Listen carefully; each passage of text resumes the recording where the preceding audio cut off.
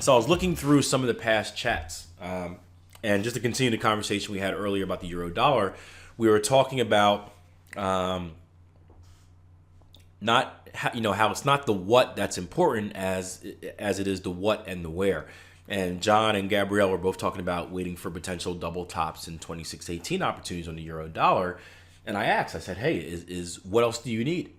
Is that enough to have in order to take the trade? And one of the things that we do in our trading is we want to build a case for entry, right? We want to gather the clues that the market leaves us and build a case where we can find what we consider to be the best trading opportunities. And that's kind of what the whole CTS score, combined technical scoring system, is based off of. But John's response was, well, the RSI is overbought.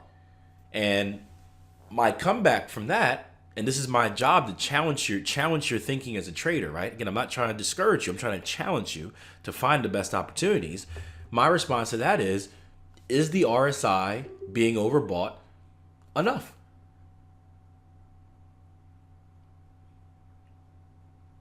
Is the RSI being overbought plus a double top enough?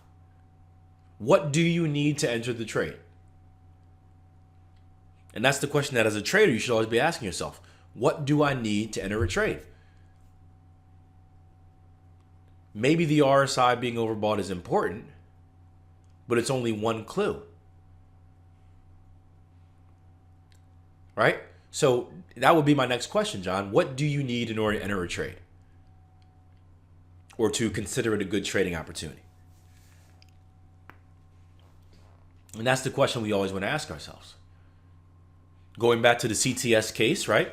If we take a look at it as a CTS score, we can say, okay, well, RSI is overbought. That's a point. A double top would give me another point, right? RSI divergence, maybe, bearish divergence, that would give me another point. That's a CTS 3. Do my rules say that a CTS 3 is a tradable opportunity? What if I added the 2618 to my combined technical score? What if I gave the 2618 another point? Well, that's a CTS 4. Is the CTS 4 enough? Does that meet my minimum requirements? Right? And you see when you do it that way, where it's score-based, it's rule-based. Does that make sense, guys? So instead of going into the market and kind of having, well, maybe I take this, maybe I don't. Now you have a rules-based system in place telling you whether it's a good opportunity or not. And there's no question. John says, I will go bearish if I get a double top at structure plus 2618 overbought. Okay, so your rules say if RSI is overbought, then you look for double top. If you get double top, then you look for 2618. If you get 2618, you trade it. And divergence as well, right? CTS 4. Correct?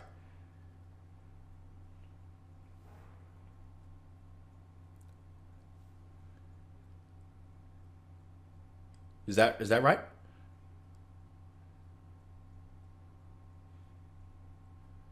If so, that's a plan, guys. Did you see how it was if-then based? That's a plan. If RSI goes overbought, then I look for double top.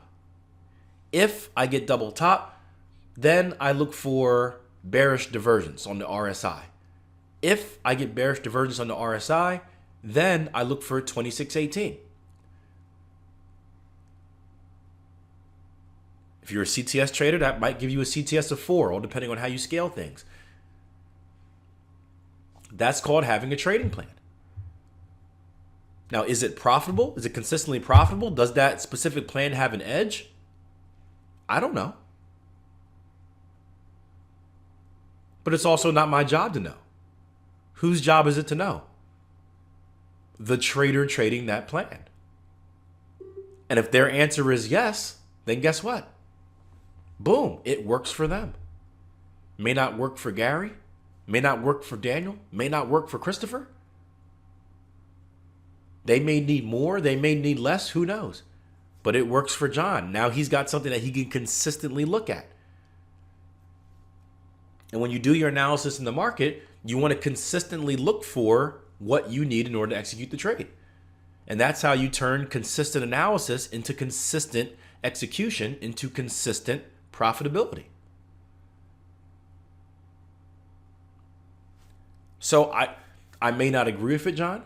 If you ask me, would I look for a short with the stuff you just showed me? My answer is going to be no. But that's because we don't trade the same way. We don't look for the same things. And that's perfectly fine, guys. That's what trading is. If everyone looked for the same thing in trading, guess what would happen? The market would never move. If we all agreed on the price point, the market would never move, right? So good stuff, good stuff. Great example of having a trading plan. Great example of that.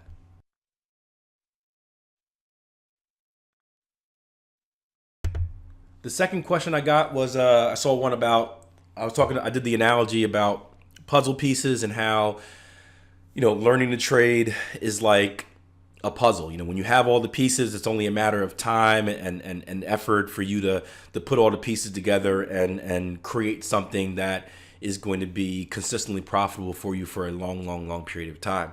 However, when you don't have all the puzzle pieces, it's difficult because you don't even know the full story. So it's hard to place what piece goes where when you don't even know what the full story looks like, right? At least if you have all the puzzle pieces, or the back of the puzzle, what's supposed to be created. Now it's only a matter of time before you go about creating it. If you don't have that bigger image, you're just lost because you have no idea what the ultimate goal is. And the question came in, well, Akil, how do I get the puzzle pieces? And you get educated. That's how you do it. You get educated. It's going to sound like a cliche answer from someone who is a trading educator, but if you can tell me another way, let me know. You get educated. You invest time, you invest money, you invest effort by investing in yourself.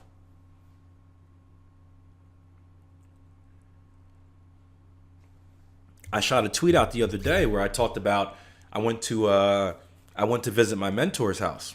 He's my business mentor, the guy that actually got me started into investments. He's like 93 years old, and I got the question. I sent out a nice little, I think it was an Instagram video. I'm like, hey, at my mentor's house, blah blah blah. Finally relaxing after shooting the forex market preview, and I got the question. I said, Akil, why do you have a mentor?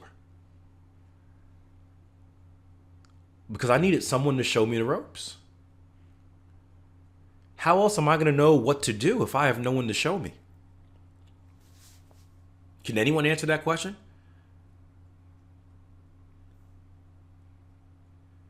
There's no way we can do anything in this world, anything, without being shown how. How do you learn how to go to the bathroom? Your parents show you. How do you learn how to use a knife and fork? Your parents or your friends or your brothers show you. Now, there's an abundance of places that can show you, right? The internet is such a beautiful place. The internet will show you anything. This is one of the reasons I think schools are going to be eliminated, because you can learn everything in school with the internet now. But you're still being taught. Even if you're Google searching how to do blah, blah, blah, you're still being taught. Someone is still showing you. The difference with me was, I understand that the internet is a great place. It's also a very, very horrible place. And I have no idea what information is real and what information is false.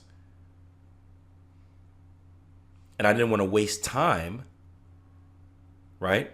I did enough time wasting of going through that stuff. I found someone local. He was a good friend of my wife's. I knew he was a very successful person.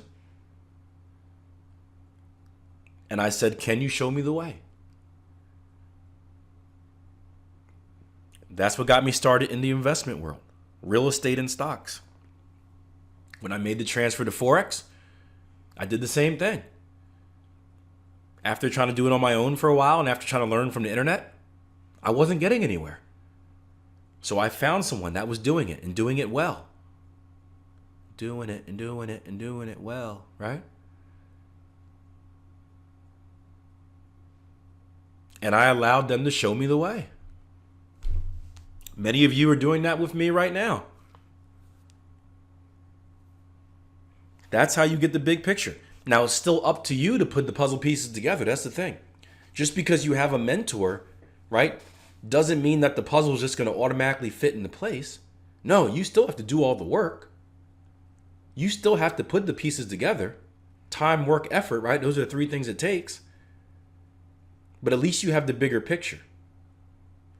At least you know what you're working towards. You know what it's supposed to look like. You're not blind to the future. You know what you're doing. It's just a matter of you actually doing it.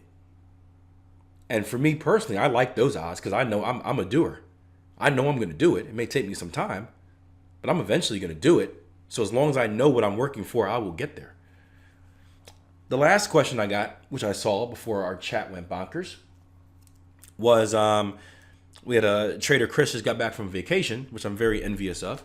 And he said, well, how do you get back into trading after vacation? It's tough, but you just got to get yourself back in the routine. All right, traders, so I hope you enjoyed today's video, and if you did, please show us by hitting that like button and subscribing by clicking the button right below. If you're looking for more educational content, feel free to head over to our tradeempowered.com website, or also take a look and you'll see more videos available for you. Have a good one.